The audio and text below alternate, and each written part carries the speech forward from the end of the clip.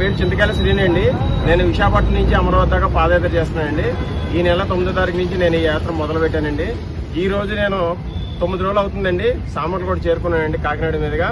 అలాగే గత నెల 15వ తారీఖు నుంచి ఈ కూటమి ప్రభుత్వం శ్రీశక్తి కింద శ్రీశక్తి పథకం కింద ఫ్రీ బస్ తీసుకొచ్చిందండి.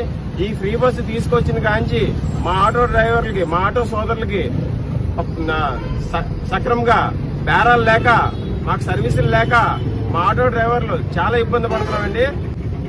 రోజుకి ఒక 1000 రూపాయలు 800 సంపాదించుకునేవాళ్ళండి. ఈ రోజు 12 గంటలు మేము కష్టపడినా మాకు 400-500 కూడా మాకు సర్వీసులు లేక మేము చాలా ఇబ్బంది పడుతున్నామండి. అలాగే ఈ కూటమి ప్రభుత్వం ఇప్పటికైనా అర్థం చేసుకుని ఈ యొక్క పథకాన్ని రద్దు చేసేదని కోరుకుంటున్నానండి.